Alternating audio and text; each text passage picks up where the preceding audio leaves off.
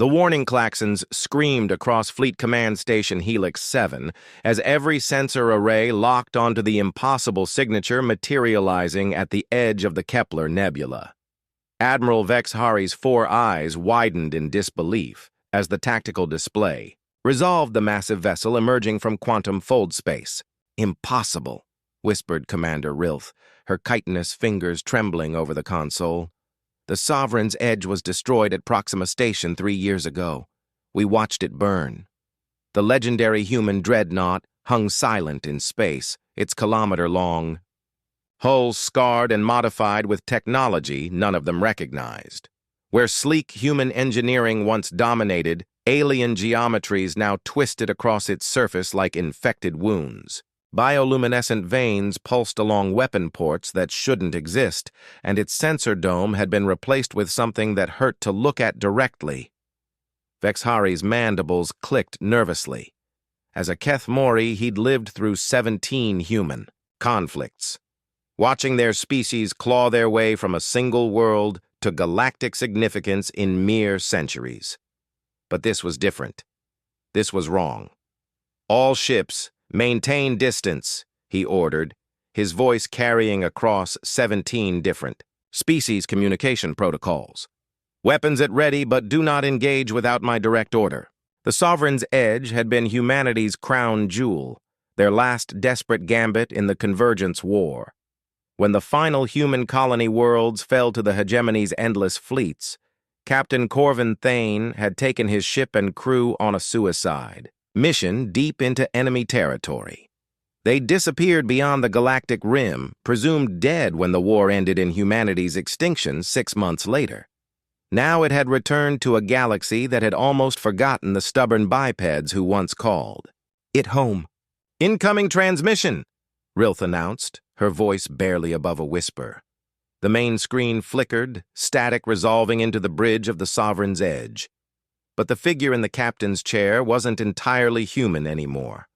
Captain Thane's familiar features were there, but his skin held an opalescent quality, and his eyes had become pools of liquid starlight. Behind him, his crew moved with predatory grace, their forms subtly altered in ways that made seasoned warriors instinctively reach for their weapons. "Admiral BlackHFY," Thane's voice carried harmonics that didn't belong in any human throat.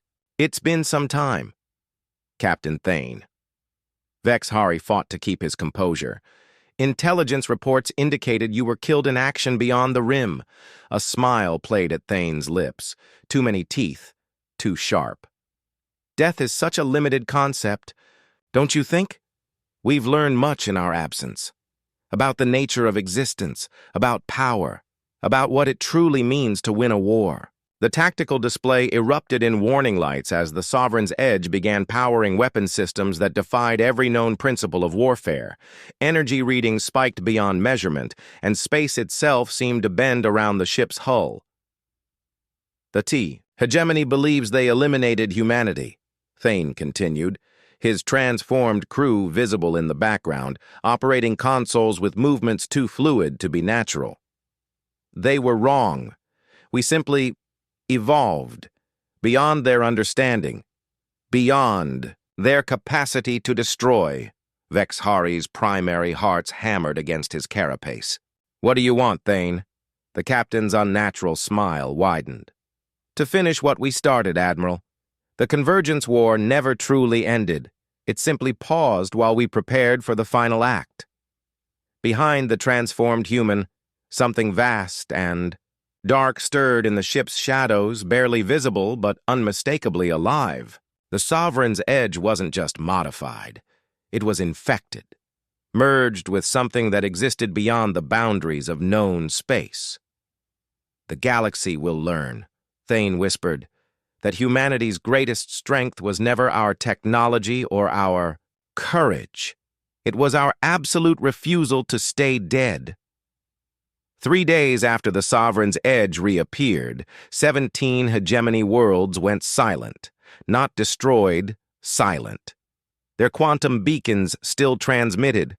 Their orbital platforms remained intact, but no response came from the billions of inhabitants below. Reconnaissance drones sent back footage of empty cities, abandoned vehicles still running, meals left half-finished on tables, as if entire populations had simply stepped away.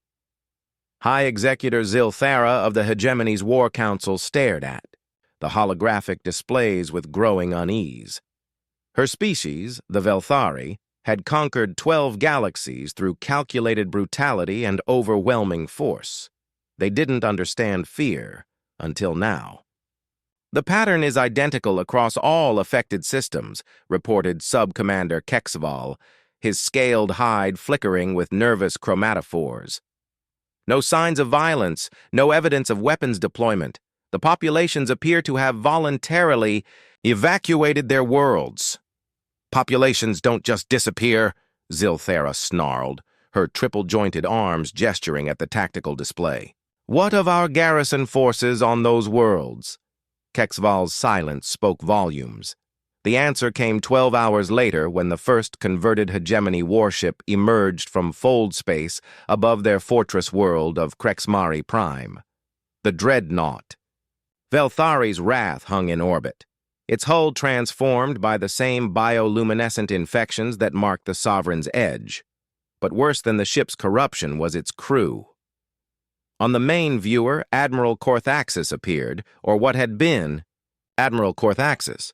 The proud Velthari warrior's exoskeleton now pulsed with alien light.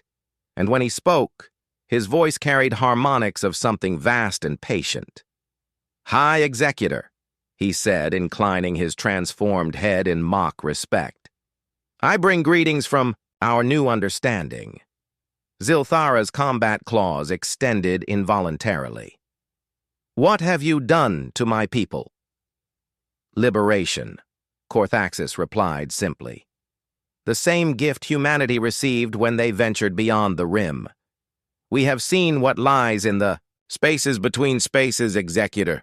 We have touched the minds that dream reality into existence. And we have learned that this war, all our wars, were nothing but the petty squabbles of children. Around him, the bridge crew of Velthari's Wrath moved with the same fluid grace as Thane's transformed humans.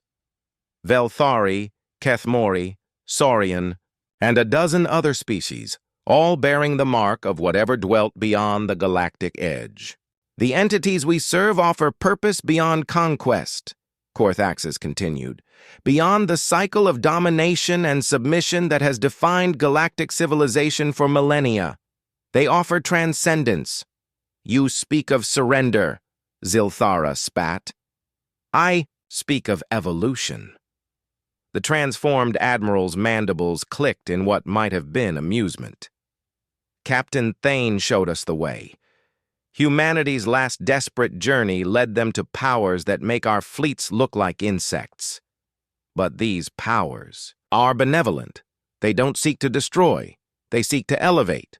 The tactical display lit up with new contacts. More ships were arriving, vessels from every major galactic power, their hulls bearing the same bioluminescent scarring. Crews that had vanished were returning, changed but not destroyed, transformed but not enslaved. Join us willingly, Korthaxis offered, and the transition will be gentle. Your essence, your identity, these will remain intact. But your perspective will expand beyond the limitations of single-species thinking. You will become part of something magnificent.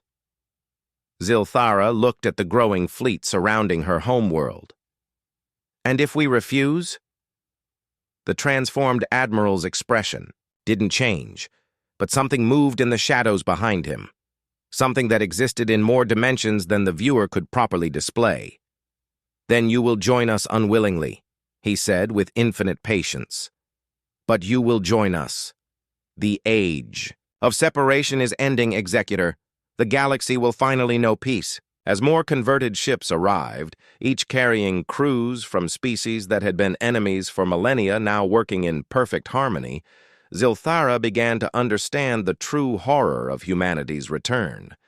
They hadn't come back for revenge. They'd come back to save everyone from themselves. Dr. Nithvera had always prided herself on her scientific objectivity. As the galaxy's foremost xenobiologist, she'd studied the evolutionary patterns of over 300 sentient species. But as she examined the cellular samples from the transformed crews, her carefully maintained composure crumbled.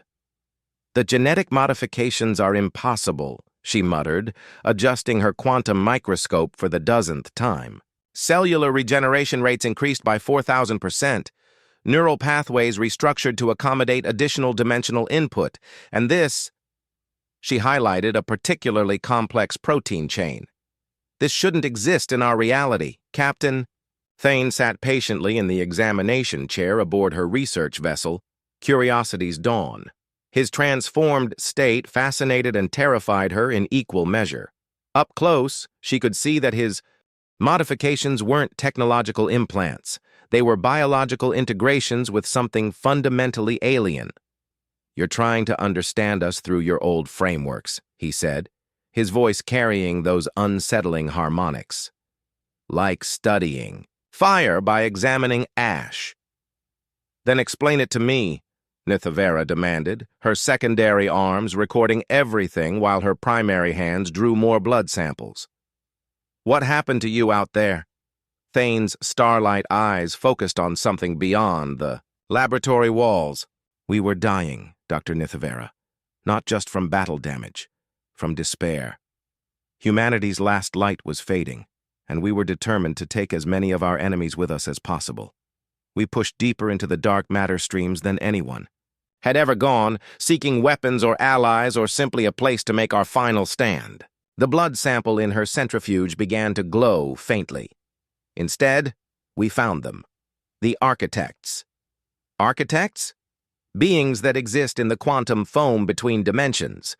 They've been watching galactic civilization develop for millions of years, waiting for species to mature enough for contact. Most races never do. They destroy themselves or each other first.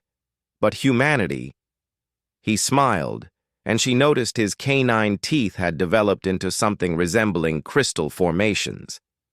"Humanity's defining trait isn't aggression or intelligence, it's our refusal to accept extinction." The samples she'd taken were transforming under observation. Cellular structures were rewriting themselves, becoming something more complex than anything in her databases. "The architects showed us what we were truly fighting for," Thane continued. "Not territory or resources or pride. We were fighting against the fundamental loneliness of conscious existence. Every war, every conflict in galactic history, it's all been symptoms of the same disease. The inability to truly connect with other minds. And these architects offered a cure? They offered evolution. Not just biological, but consciousness itself. The barriers between individual minds become permeable. We maintain our identities, our personalities, but we also share in something greater. The transformed crews you're studying aren't slaves or puppets. They're volunteers who've seen what we could become." Nithvera's instruments detected massive quantum fluctuations throughout the ship. "What's happening?" "They're here," Thane said simply. "They wanted to meet you." The laboratory's walls became transparent, revealing not the star field outside, but something impossible. Shapes that existed in more dimensions than her mind could process moved through space that wasn't space. When she tried to focus on them directly, her consciousness recoiled from their immensity. Then one of them spoke, not with sound but directly into her thoughts. The voice was ancient beyond measure, patient as stone, and filled with a compassion that made her weep. "We do not take, we offer. The choice is always yours." Images flooded her mind, the galaxy as it could be. Species working together not from treaties or necessity, but from genuine understanding. Wars ending not in victory or defeat, but in the recognition that all consciousness was connected. Death itself becoming not an ending, but a transformation. Your people called us demons. Others named us gods. We are neither. We are gardeners, tending the growth of awareness itself. Why now? she whispered aloud. Why reveal yourselves? Because the garden has grown large enough. Because consciousness has reached the threshold where it can survive the next phase of existence. Your species, all your species, are ready to join the greater conversation.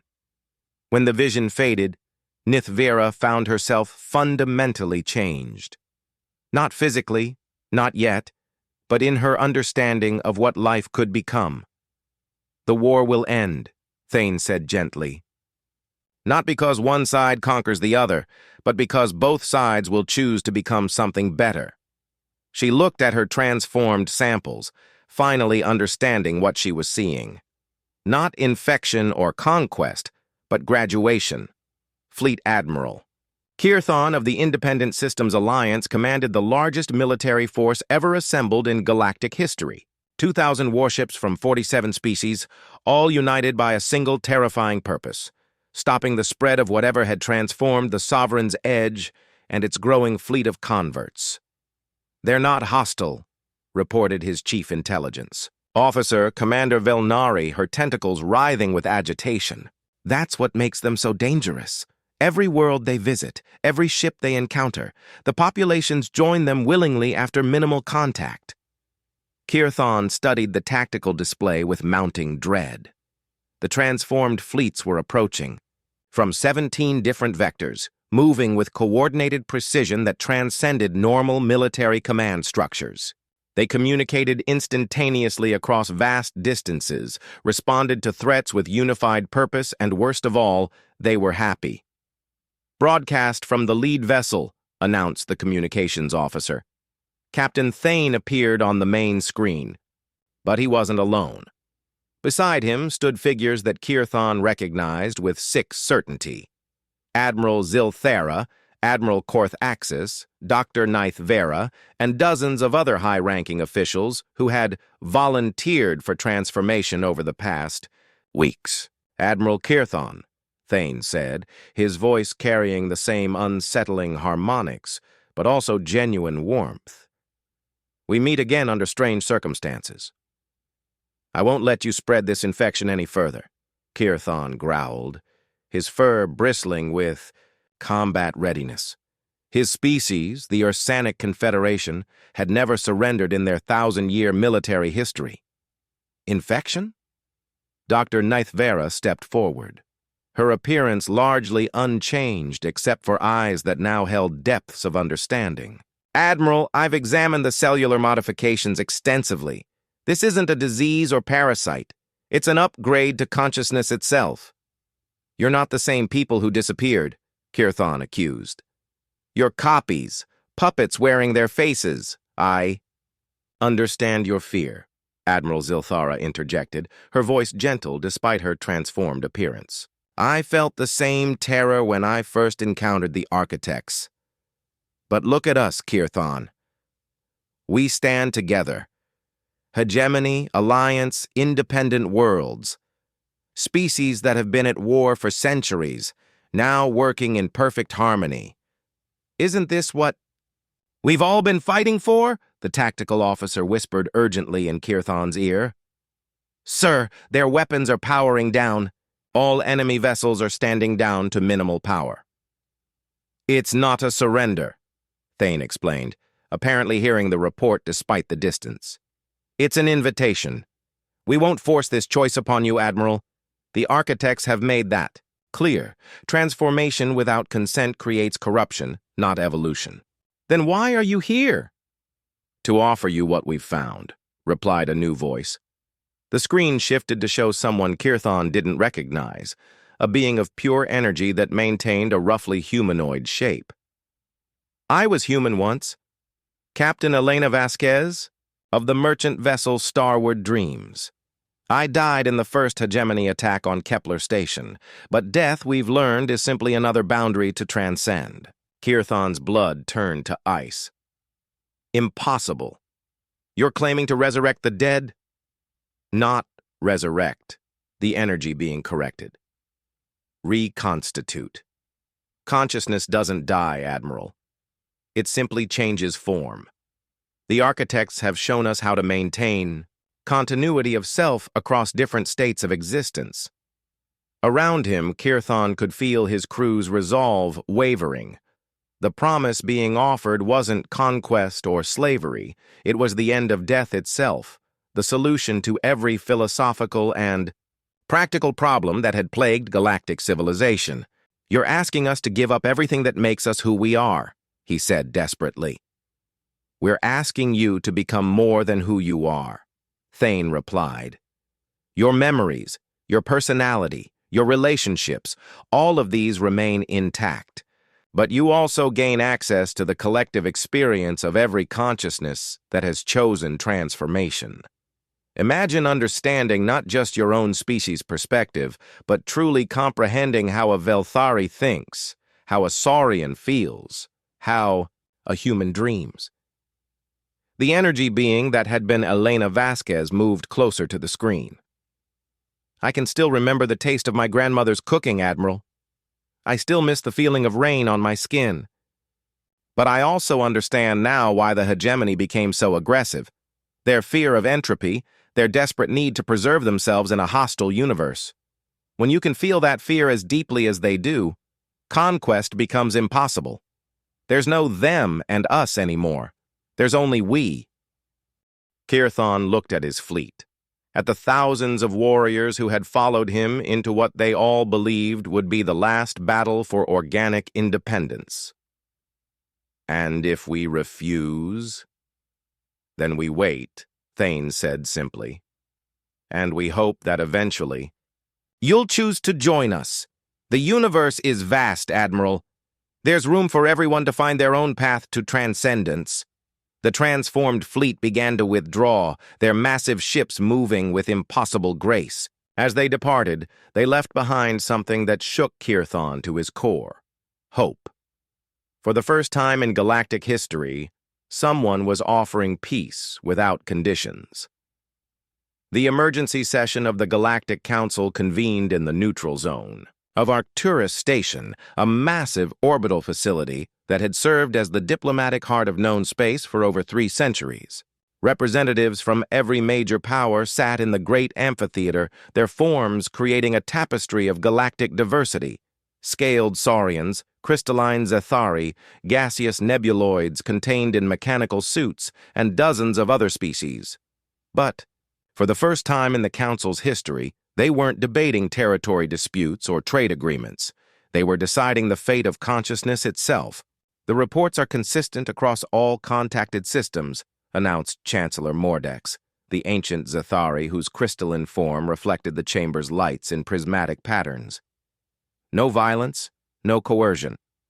Populations are choosing transformation of their own free will because they're being manipulated," roared General Vactor of the Saurian hegemony, his massive frame causing the reinforced floor to vibrate. "These architects are mind controllers, puppet masters using sophisticated psychological warfare." Ambassador Lith Anna of the Aquatic. Spheres undulated gracefully in her suspension tank. Yet every transformed individual maintains their core personality and memories. Our deepest scans detect no signs of external control. If this is manipulation, it's unlike anything in our experience. The debate had raged for 6 hours, but everyone knew they were avoiding the central question: what to do about the standing invitation. The transformed fleets hadn't attacked or threatened anyone since Admiral Kirthon's encounter. Instead, they'd positioned themselves throughout the galaxy, simply waiting. Any ship or world that requested contact received it. Those that didn't were left completely alone. The choice remained entirely voluntary. "I've spoken with them," announced a voice from the gallery. The representatives turned to see Dr. Nithvera materializing via quantum transmission, her transformed state clearly visible, but her familiar personality unchanged. "For 3 days I've debated with my former colleagues, shared memories and perspectives. I remain myself. I'm simply more myself than before." "Explain," demanded Chancellor Mordex. Imagine if you could experience music not just through your own senses, but simultaneously through the perception of every species that has ever heard sound. Each race contributes different frequencies, different emotional resonances. The melody remains the same, but the richness becomes infinite. Pretty words, snarled General Vactor. But what about individual identity? What about the right to remain separate? Both are preserved, Dr. Nithvera assured him. But separation becomes a choice rather than an isolation. I can withdraw into my own thoughts whenever I wish, but I can also reach out and truly understand how a Saurian experiences rage, how a Zathari processes logic, how a human dreams of tomorrow. The massive chamber fell silent as a new presence made itself known. The air shimmered, and one of the architects appeared, not the impossible multi-dimensional forms they exhibited in open space, but a manifestation carefully crafted not to overwhelm organic minds. It appeared as a shifting confluence of lights, vaguely maintaining shapes familiar to each species present. To the Saurians, it resembled their ancient sun dragons. To the Zathari, it reflected their mathematical perfection. To humans, it evoked the warmth of home fires in the darkness. We have watched, the architect spoke directly into every mind present. For eons beyond your counting, we have witnessed the rise and fall of civilizations. Most destroy themselves before they can transcend their origins. Others stagnate, achieving perfect balance but no growth. A rare few make the choice you face now. What choice? Chancellor Mordex asked, his crystalline form resonating with harmonic frequencies. To remain as you are, separate, struggling, magnificent in your isolation, or to become part of something greater while losing nothing of what makes you unique. Your species have reached the threshold where this choice becomes possible. Humanity's desperate journey beyond the rim was simply the catalyst. General Vactor's scales bristled with aggression. And if we choose to remain as we are, then you remain. We do not force evolution. It must be chosen freely or it becomes corruption rather than growth. Some species in other galaxies have made this choice. They continue to exist, to grow, to explore in their own ways. They are not abandoned or forgotten. But you recommend transformation, observed Ambassador Lithana. We recommend growth. The universe is vast and filled with wonders beyond current comprehension. Transcendent consciousness can experience realities that biological forms cannot access. You would not cease to be yourselves, you would become more than yourselves. The debate that followed lasted 18 hours. Species representatives consulted with their home governments, philosophers argued with scientists, and military leaders planned for every contingency. But gradually, a consensus emerged. The vote, when it came, was surprisingly close. 847 worlds choosing transformation, 623 choosing to remain unchanged, and 234 requesting more time to decide. The choice is recorded, Chancellor Mordex announced. Those who wish transformation may contact the waiting fleets. Those who prefer to remain unchanged will be respected and protected, and those who need more time will have it. The architect's form shimmered with what might have been approval. Thus begins the next phase of galactic evolution, not through conquest or conversion, but through choice, as it should be. 2 years after the Great Choice, the galaxy had become something unprecedented in recorded history, peaceful. Captain Thane stood on the observation deck of the Sovereign's Edge, though the ship bore little resemblance to its original form. The vessel had grown, evolved into something that existed partially in normal space and partially in dimensions that transcended physical reality. Around him, crew members from dozens of species worked in perfect harmony, their consciousness linked yet individual. Through the quantum-folded windows, he watched the construction of Unity Station, a massive habitat where transformed and unchanged beings worked together on projects that neither could accomplish alone. The structure itself defied conventional physics, incorporating technologies that the architects had shared freely with those ready to understand them. The integration proceeds faster than our most optimistic projections, reported Dr. Vera, her consciousness touching his briefly to share complex data patterns that would have taken hours to communicate verbally. 17 species have achieved full transformation, while 23 others maintain hybrid populations. The unchanged civilizations have actually accelerated their own development, inspired by contact with transcendent perspectives. Thane nodded, feeling the gentle presence of millions of minds in the expanding network. Each maintained their unique identity while contributing to a collective understanding that grew richer every day.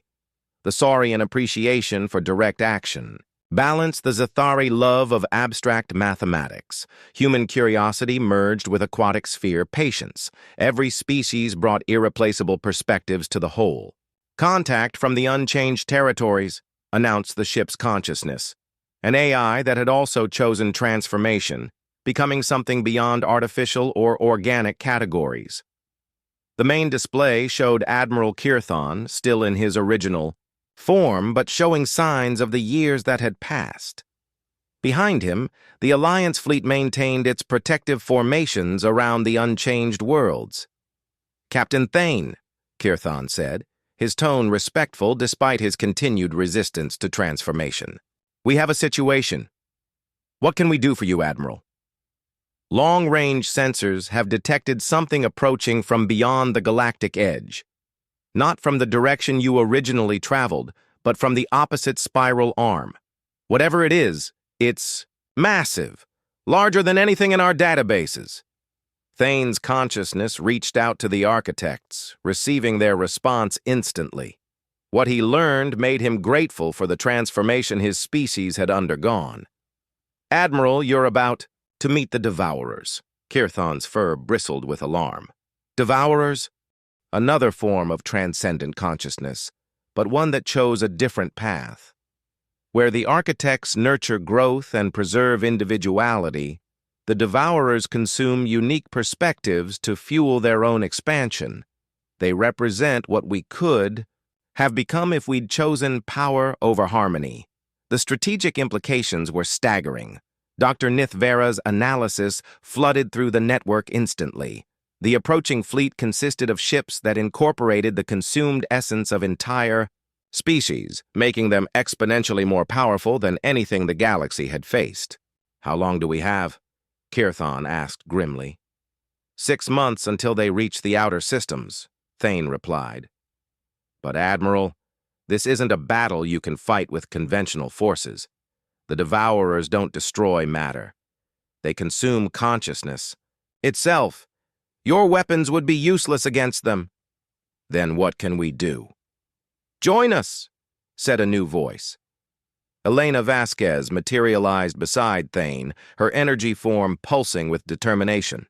"Not because we're asking you to abandon your choice, but because this is the only way to protect what you've chosen to preserve." The proposition was elegant in its complexity. The unchanged populations would remain physically unchanged, maintaining their biological forms and separate identities. But temporarily, they would join the consciousness network, lending their unique perspectives to a combined defense that could match the Devourer's power. "A partnership," Thane explained.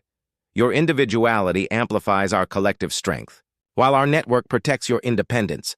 After the threat passes, those who wish can return to their separate existence." Kirthon was quiet for long minutes, consulting with his fleet commanders and the home governments they represented.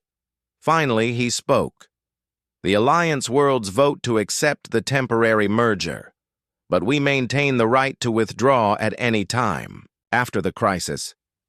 "Agreed," Thane replied. "The choice must always remain yours." As the unchanged populations began the process of temporary integration, the galaxy's consciousness expanded exponentially. The unique perspectives of the holdout species, Their stubborn independence, their fierce loyalty to original forms, their determination to remain unchanged in a transforming universe, proved to be exactly what the network needed. For the first time since the architects had revealed themselves, the galaxy was truly united, not through conquest or conversion, but through mutual choice in the face of extinction. The Devourers were coming, but they would find not scattered, competing civilizations, but a consciousness that had learned to preserve individuality while achieving unity. The real war was about to begin. The Devourers arrived like a plague of stars, their twisted vessels emerging from fold space at 17 different points along the galactic rim. Each ship was a grotesque fusion of consumed species, hulls that pulsed with absorbed life, weapons powered by stolen dreams, shields reinforced with the concentrated fear of extinct civilizations. At the heart of their fleet moved something that hurt to perceive directly. The Primarch, a being that had once been countless individuals but had consumed itself into singular, terrible purpose. When it spoke across quantum frequencies, entire star systems trembled. "New consciousness detected," it announced, its voice carrying the death screams of 1,000 species. "Unique configurations identified. Consumption protocols initiated." The galaxy's response came not as separate fleets or competing strategies, but as a single, coordinated symphony of resistance. Every transformed consciousness, every temporarily integrated, unchanged being, every hybrid civilization contributed their voice to a defense that transcended normal space-time. Captain Thane found himself at the nexus of this cosmic orchestra, his transformed consciousness serving as a conductor for billions of minds. Through the network, he felt Admiral Kirthan's tactical brilliance merging with Dr. Nithvera's scientific innovation, General Vactor's warrior spirit harmonizing with Chancellor Mordex's crystalline logic. "They're not just trying to destroy us," reported Elena Vasquez from her position coordinating the energy form defenders. "They're trying to understand us. Every attack probes our network structure, testing for weaknesses." The first engagement came at the Kepler Nebula, where the Sovereign's Edge and its sister ships met a Devourer fleet that had consumed the consciousness of entire galactic clusters. The battle wasn't fought with conventional weapons, but with competing forms of reality itself. The Devourers unleashed waves of nihilistic force, concentrated despair that could collapse the will to exist. They projected the final moments of consumed species, flooding the network with the terror of absolute ending. Their ships fired beams of pure entropy, seeking to unravel the quantum coherence that held transcendent consciousness together. But the galaxy's defenders responded with something the Devourers had never encountered: willing sacrifice combined with absolute refusal to surrender individual worth. Human stubbornness merged with saurian fury. Zethari mathematical precision guided aquatic sphere patience. The unchanged populations contributed something irreplaceable, the fierce determination to remain themselves despite overwhelming pressure to conform. "Now I understand," Admiral Kirthan transmitted through the network as his flagship fired. "Weapons that shouldn't exist, powered by the collective will of billions. This isn't about destroying them. It's about showing them what they gave up." The battle raged across multiple dimensions, fought simultaneously in normal space, quantum foam, and the pure realm of consciousness itself. The Devourers' ships began to falter as they encountered something beyond their experience, beings who had achieved transcendence without sacrificing their essential nature. "They're confused," Dr. Nithvera observed, her scientific perspective allowing her to analyze the enemy's responses. Every consciousness they've consumed was either forced into unity or chose to abandon individuality. They don't understand how we can be both separate and together. The turning point came when Elena Vasquez made contact with something buried deep within the Primarch's consumed mass, fragments of the original beings who had been absorbed rather than destroyed. Using the network's combined empathy, she began calling to those lost souls. "You're still there. she broadcast on frequencies that bypassed the Primarch's defenses. Your uniqueness hasn't been destroyed, just buried. Remember who you were. Remember what you chose to protect. The effect was immediate and catastrophic for the Devourers. The Primarch began to convulse as suppressed consciousnesses stirred within its structure. Ships throughout the fleet faltered as consumed minds began reasserting their individual identities. Impossible. The Primarch shrieked, its unified voice fragmenting into millions of separate cries. Consciousness consumed cannot be restored. Unity achieved cannot be reversed. You're wrong, Captain Thane replied, his words carrying the weight of every mind in the network. True unity preserves what makes each voice unique.